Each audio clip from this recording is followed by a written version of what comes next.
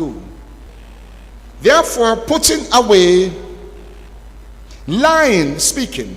Now, the first thing that we have to consider in our life to stop telling lies. The first thing, Eve tell lies to the devil. The second thing, Adam tell lies to God. And the lie continue right down the line.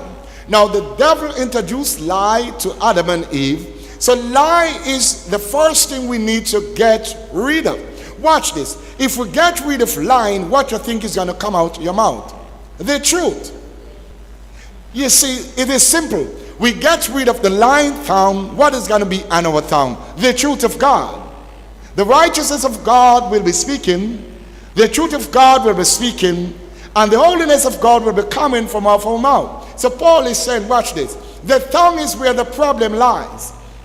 Because if a dumb person wants to tell lie, they have to make sign. So they only can tell lie to a next dumb person. Now, a person that can talk, they only can tell lie and to a person that can talk.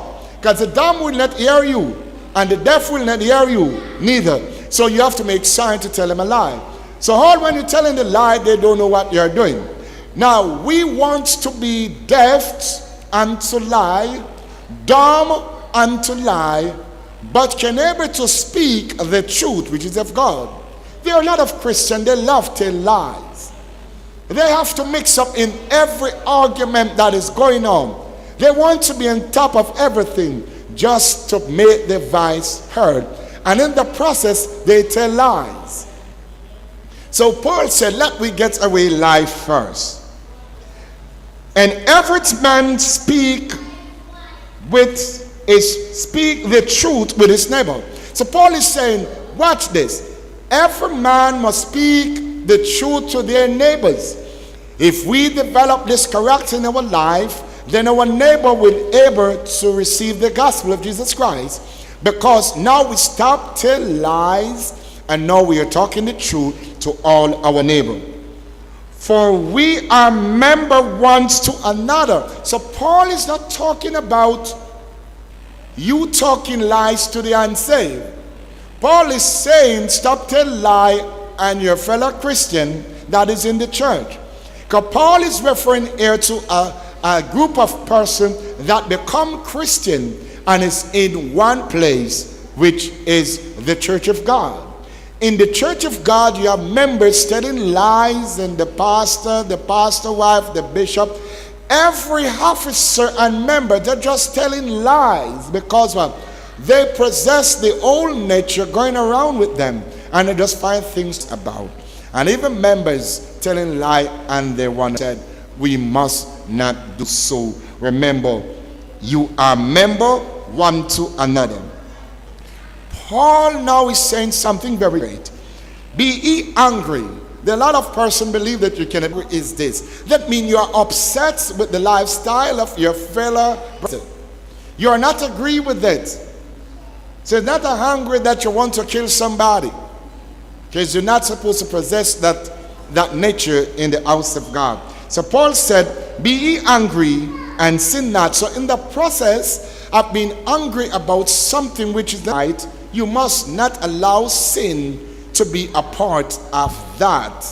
We must not. So we because the nature is changed, and not because the nature changed, that don't mean that you're not going to upset. So remember, upset don't mean that you sin. Because Jesus was upset when he go to the temple of Jerusalem and saw the activities that is in there. He was displeased of what was going on in the temple. Now, when you have been displeased, that means you become angry of something that should be godly and it is not godly. In that process, there is a way that you can do it and you sin not. So Paul is warning us, so you sin not. Let not the sun go down with your wrath. Now, when you get angry, Paul is saying, don't allow the day to over without you settle the score with the person. Don't go to your bed with an heart that is not delivered from what you see and what you're upset about. Solve it during the day. If somebody have to come and did wrong, there are a lot of persons in church don't want to admit they're wrong. They are even like pastors and preachers. They believe they're right all the while. They are destined for hell. I will not believe that I write every day. There must be somebody that can correct me and said, Pastor, you make error here. But you have to know how to do this. You cannot correct your leader in the public or when he's speaking nonsense.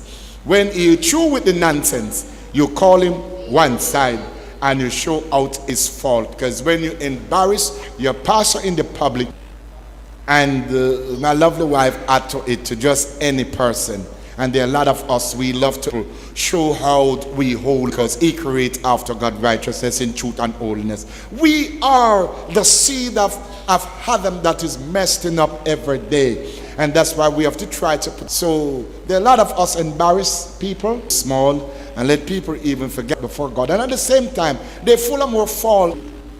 But because their mouth is raised, and them have a more aggressive spirit, you humble with your little Lord. So let me look at the golden. Neither give place for the devil. That means whatever area you have in you, don't make it available for the devil to get in. If you give him it, the least little opportunity is taking it. All he wants is a opportunity.